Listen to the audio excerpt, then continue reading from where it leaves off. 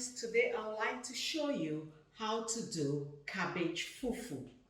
Fufu is a term that is commonly used in Africa to describe a soft meal like mashed potato or a swallow, something that is easy to swallow. And so today I'm about to show you two methods you could use to do your cabbage fufu. And for ingredients, you would definitely need cabbage. You would also need water and some psyllium husk. Psyllium husk is just high fiber. And so the first thing you have to do is to chop off your cabbage, and then I will talk you through the next step. And now guys, you've got two portions of chopped cabbage in front of you. I will show you how to cook them two different ways. The first method, I'm going to pour this cabbage in the pot. I'll bring it to boil until it is soft and tender. Then I will drain the water and I would use my hand mixer to mash the cabbage until it is smooth.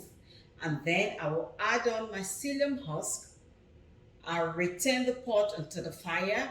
I will stir it until I achieve the consistency of the fufu I want. The second method is a bit different in the sense that I am going to use my blender. I'm going to pour it in the blender. I will blend it and then I'm going to strain the water. I will drain the water out. I will put in the pot, add my psyllium husk, and I'll stir until I achieve the consistency I am looking for. I guess it's going to be easier when you see what I'm talking about. And so I'll go over to my fire. I have added a little bit of water and now I'm going to pause the machine.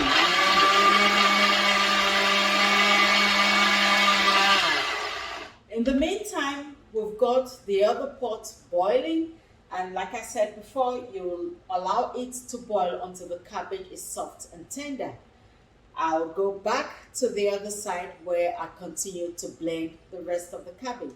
And right here, our cabbage is now tender. I left it until the water's dried out, so there's no need for me to drain the water. Mind you, I put very little water.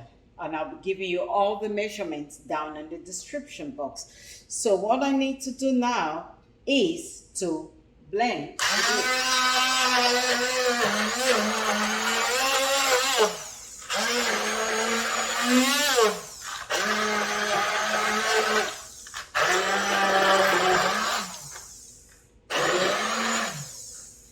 And now guys, all blended, it's time to take off any excess water,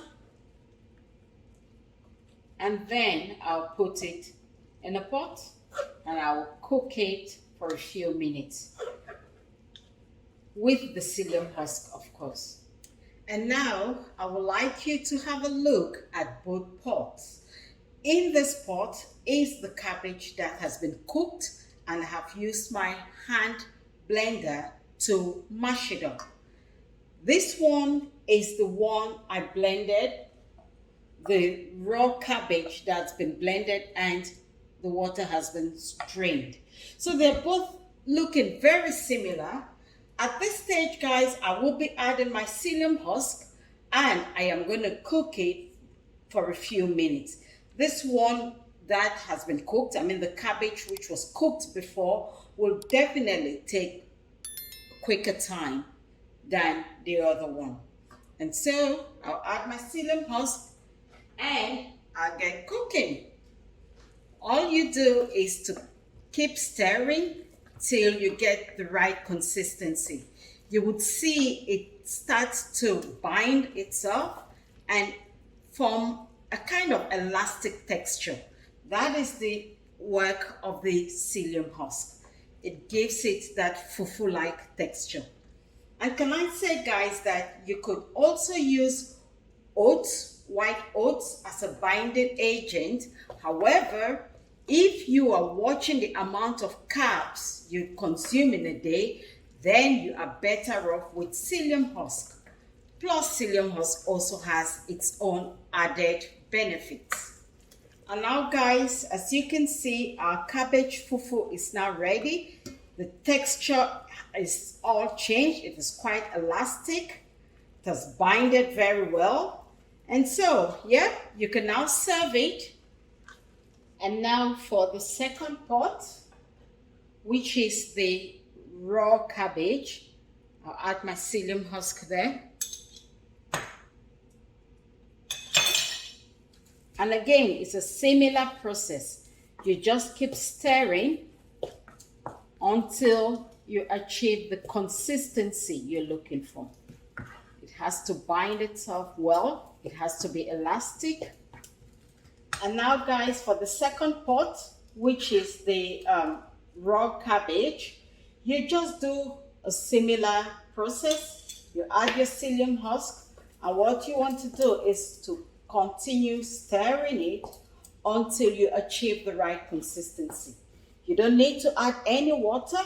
You just keep stirring, wanting everything to bind well, and we want that elastic texture. I'll show you when I get there. Now guys, our fufu is now ready. It took slightly longer time to achieve the consistency that I wanted. And so you can either serve it now or you could wrap it up and store. But I'm happy with this consistency. And now guys, we've come to the end of the tutorial. I hope you have enjoyed it. In front of you, you have got the cabbage fufu, which pairs very well with okra soup, as well as other types of vegetable. Now, a rather healthy meal in front of you guys.